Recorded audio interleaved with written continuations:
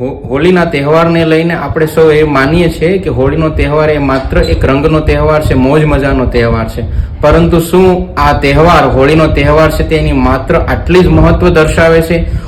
હોળીના તહેવાર સાથે એક સુંદર પૌરાણિક કથા પણ જોડાયેલી છે કે હિરણ્યકશિપને એ પ્રહલાદ નામનો એક પુત્ર હતો અને તે ભગવત ભક્ત હતો. અને હિરણ્યકશિપ એ રાક્ષસ વૃત્તિનો હોવાના કારણે તે પ્રહલાદને વારંવાર ટોર્ચરિંગ કરવામાં આવતું હતું અને ધર્મ અને ભક્તિ તરફ ન જવાની આજ્ઞા કરતો હતો.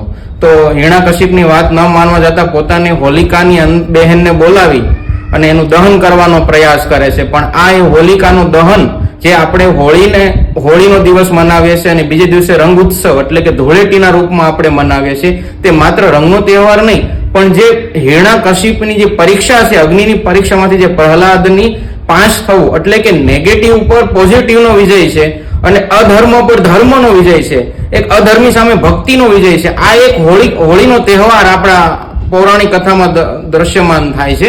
અને આની અંદરથી આપણે શું સંદેશ મળે છે કે આપણા જીવનની અંદર જે રિલેશનની અંદર જે દ્વેષનો ભાવ છે, ઈર્ષ્યાનો ભાવ છે કે બીજો ત્રીજો ભાવ હોય છે, તે આપણે હોળીની અંદર ભસ્મ કરી દઈએ અને બીજે દિવસ કરીને સંબંધોના ઉત્સવને આપણે રંગ લગાવીને ફરીથી મનાવીએ. ચાલો ને આપણે સૌ સાથે મળીને આ હોળીના તહેવારને રંગ ઉત્સવના રૂપમાં મનાવીએ.